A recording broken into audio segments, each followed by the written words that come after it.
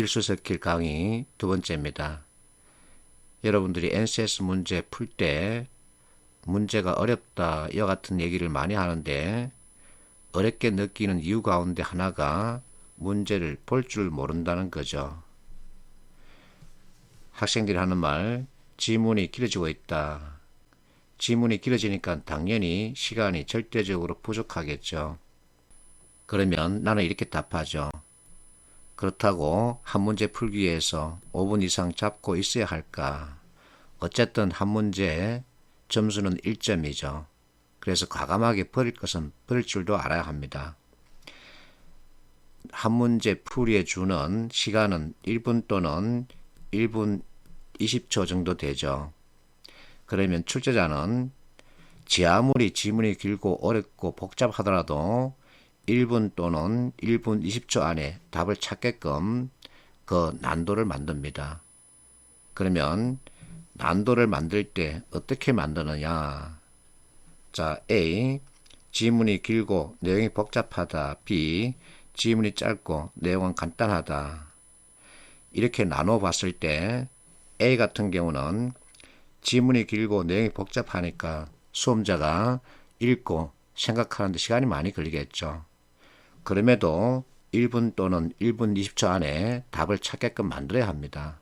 결국은 답은 쉽다는 거죠. 반대로 B, 지문 짧고 내용 간단하다. 그러면 짧으니까 시간이 적게 걸리죠. 내용 간단하니까 역시 생각하기 쉽죠. 그러면 선택지에서 답을 찾기 어렵게 만듭니다. 이 원리를 깨치면 되는 거죠. 그래서 여러분들이 길고 복잡하다 그래서 겁먹지 말고 답은 쉽다 이렇게 맹제를 만들어 버리는 거죠. 지문이 짧고 내용이 간단하다 그러면 나한테 유리하겠네 이게 아니라 답은 어렵다 이렇게 머릿속에 인식을 하는 거죠. 그래서 이와 같은 학생들 후기 그대로 받아들이면 됩니다. 지문이 긴 것은 답 찾기가 빠르고 짧은 것은 생각을 좀 많이 해야 했다.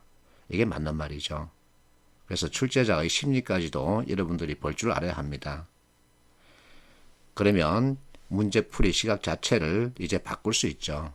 어쨌든 여러분들은 많이 풀고 많이 맞춰야 합니다. 그래서 풀이율, 정답률 두 개 동시에 올려야 하죠. 그래서 풀이율도 높이고 정답률을 높이기 위해서는 기본적으로 익혀야 할 스킬이 있습니다. 즉 문제풀이 스킬에 대한 얘기죠. 무엇을 짚어야 하는지부터 제대로 알아야죠. 자, 발문에서 무엇을 짚어야 하는지 그 네 가지를 이렇게 내가 정리했습니다. 어떤 상황이냐? NCS 문제는 현장의 상황을 제시하고 있죠. 그래서 상황에 대한 판단을 빨리 해야 되죠. 이 상황에 따라서 무엇을 묻고 있나, 그리고 무엇을 요구하고 있나, 특별한 조건은 무엇인가, 이와 같은 것을 머리와 꼬리 위주로 보면서 빨리 체크하는 거죠. 그럼 이제 전체 내용 바로 파악할 수 있습니다. 자, 발문, 지문, 선택지 이렇게 연결되는데 전체적으로 이 내용을 묻습니다. 주어진 상황에 대한 정확한 파악 제대로 하고 있나? 특정 상황에 대한 진술은 바른가? 특정 상황에 대한 표현, 단어 또는 문장 바르게 사용하고 있나? 이와 같은 것을 묻는 거죠. 그리고 발문, 지문, 선택지를 읽는 방법에 대해서도 알 필요가 있습니다.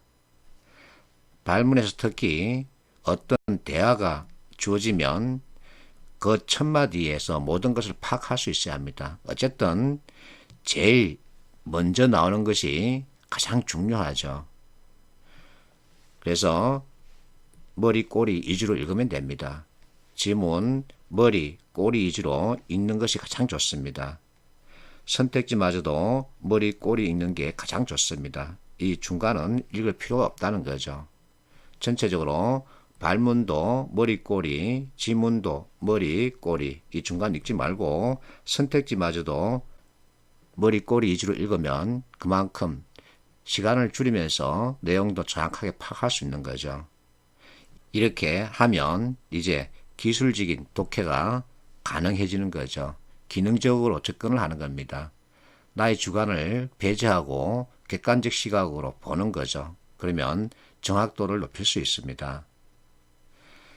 자, 이분 얘기를 내가 자주 하죠. 9개월 만에 사시 합격했답니다. 문제풀이 도사라고도 할 수 있겠죠. 이분이 하는 말, 첫 문장 보면 답이 나오고 나는 머리를 보라 그러죠. 그래도 안 나오면 맨 마지막 봐라. 나는 꼬리를 보라 그러죠. 그래서 이와 같은 프로세스를 여러분들이 익히는 겁니다. 자, 세 번째는 단어 또는 문장 표현을 맞춰보는 겁니다. 대조한다 이거 얘기죠. 대조해보면 거의 정확하게 판단할 수 있습니다. 객관식 문제는 어쨌든 단어 또는 문장 그리고 전체적인 설명, 진술 이와 같은 것을 판단하는 겁니다. 그래서 객관식 문제 특징만 제대로 알아도 답 찾기가 수월해지는 거죠. 자, 문단이 하나 있는 경우 독해법 내가 연습 문제를 가지고 왔죠. 삼성 G세트 문제랍니다. 자, 머리를 보라 그랬죠. 언어를 통해서 얻는다. 그리고 꼬리를 보는 겁니다. 마지막 문장 문명이란 단어가 등장했죠. 역시 언어를 통해서 한 번 더 반복했습니다. 반복하면 그게 중요하다는 얘기죠. 그러면 문명과 언어를 찾아가면 되는 겁니다. 이렇게 해석하지 말고. 자, 문단이 여러 개 있는 경우 앞에서 발문, 지문 선택지 있는 방법 그것과 똑같습니다. 그래서 지문을 통한 답찾기 프로세스 이것을 여러분들이 암기하는 거죠. 머리를 보고 꼬리를 보고 그리고 마지막에 단어 또는 문장 표현을 대조해보자. 그러면 거의 답을 찾을 수 있습니다. 이것은 여러분들이 암기를 하는 게 좋겠죠. 자, NCS 문제풀이 접근 방식 이것은 NCS 문제에 국한되는 건 아니죠. 객관식 문제 거의 다 통용되고 있습니다. 어쨌든 우리가 가장 많이 사용하는 게 발문에서 지문 가서 선택지 보는 거죠. 그런데 여러분들은 발문, 지문, 선택지 전부 다 읽죠. 그거 하면 안 됩니다.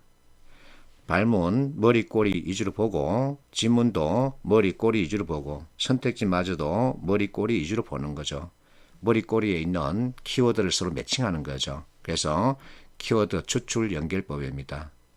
두 번째는 이항대립 방식이죠. 이항대립에 대해서는 의사소통 시간에 충분히 설명할 겁니다.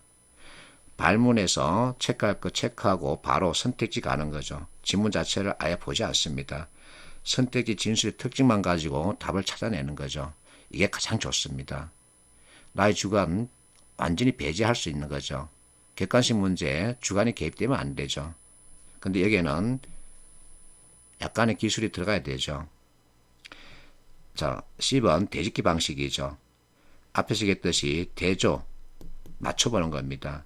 발문 체크하고 선택지 보고서 바로 지문과 연결해서는 대조해 본다. 그러면 결국은 이것은 마지막에 뭐죠? 확인 사살하는 거죠. 내가 이항 대입을 통해서 답을 정해놓고 한 번 더 대조해서는 이것이 정답이다라고 확인 사살하는 겁니다. 그렇게 하면 시간 줄이고 정답률 높일 수 있죠. 그리고 서로의 관계를 연결해보자 이렇게 제목을 정했는데 결국은 대조죠. 서로 맞춰보는 겁니다. 내가 NCS는 암기가 아니라 이해다 이렇게 잔소리를 하는데 이해의 뜻을 여러분들이 파악하면 됩니다. 박신영이라는 분이 보고의 정석이라는 책을 통해서 이렇게 설명했습니다. 내과학에서 말하는 이해는 두 개 이상의 정보가 서로 연결되는 것. 여기서 연결이란 단어 동그라미 치고 모든 것은 논리를 가지고 있어야 합니다. 논리의 뜻은 서로 연관되는 것을 말하죠. 관계, 연결이라는 거죠. 자, 이해와 논리의 공통점 찾으면 연결이죠. 그래서 발문, 지문, 선택지 서로 연결하면 되는 겁니다. 자, 연결을 통해서 내가 답을 찾는다 그러면 대조입니다. 그래서 대조를 잘 해보면 답을 빨리 찾을 수 있는 거죠. 그래서 중거라는 겁니다. 중거는 판단 기준 플러스 근거죠. 어쨌든 객관식 문제는 내가 그것을 답으로 정하기 위한 판단 기준과 근거가 있어야 합니다. 앞에서 내가 문제를 만들어서 여러분들에게 설명했던 어느 기관을 통해서 울려야 하나. 자, 울림의 대상은 기죠. 기, 여러분들이 초등학교 때 배웠죠. 기 안에는 뭐가 있죠? 달팽이관이 있습니다. 그것이 진동 역할을 하는 거죠. 자, 그러면 그 문제풀이에 달팽이관이라고 하는 이론적 지식을 가지고 와야 하나? 그렇지는 않죠. 이미 머릿속에 잠재되어 있는 겁니다.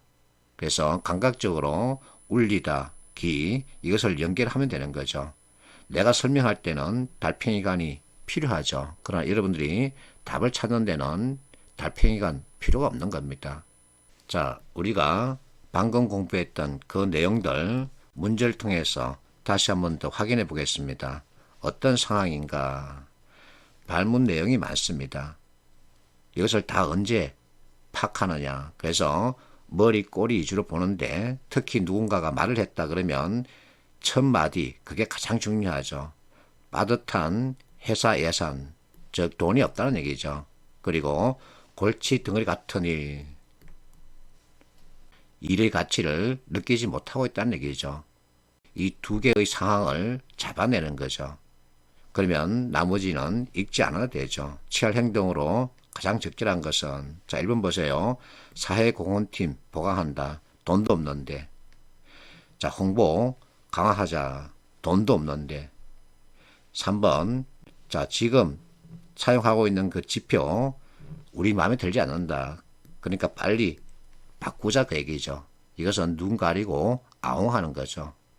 이렇게 판단해버리면 답은 4번이죠. 자, 4번 실제 볼게요. 회사 평판 관리가 발등에 떨어진 불이라는 것을 명확하게 인식하고 위안부 문제와 같이 사회적 이슈와 관련된 사회활동, 예산 집중할 것을 건의한다.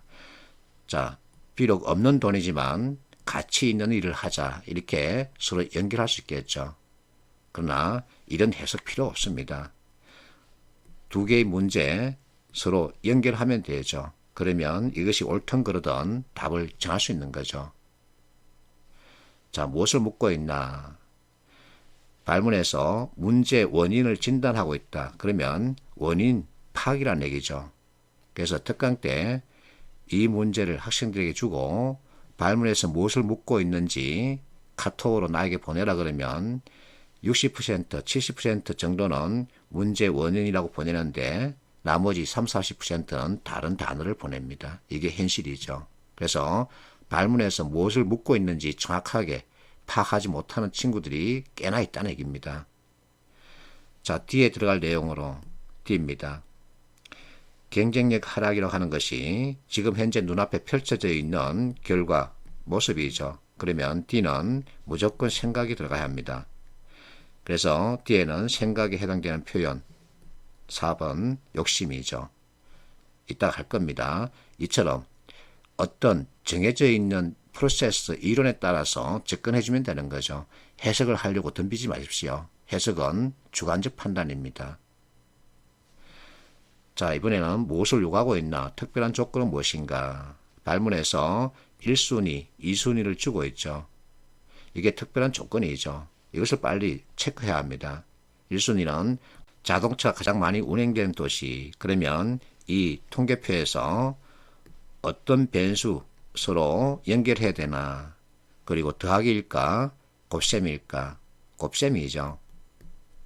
2순위, 자동차 한 대당 도로 연장 가장 길다. 자, 자동차 한 대당 도로 연장이죠. 이 둘의 관계죠. 그러면 분모와 분자 관계가 만들어지죠. 자동차 한 대당이니까 밑에는 자동차가 들어가야 되고 분자에는 도로가 들어가야 되죠.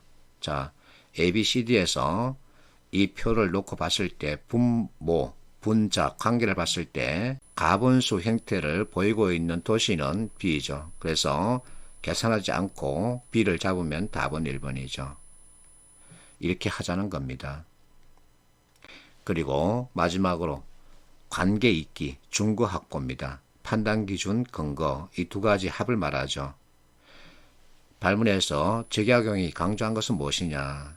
그럼 이제 적약용을 찾아가야 되는 거죠. 자, 머리, 꼬리 봅니다. 적약용 선생이 눈에 잡혔습니다. 가장 역점을 두고 강조했던 독서법이다. 무엇이? 손으로 읽는 것이다. 손으로 읽다. 해석하지 말고 서로 연결하는 거죠. 그래서 이해, 뜻, 논리, 뜻, 공통점, 연결이다. 이것만 여러분들이 깨치면 됩니다. 해석하지 말고 연결하는 거죠. 이렇게 하면 정말 풀이율 높이고 정답률도 높일 수 있습니다.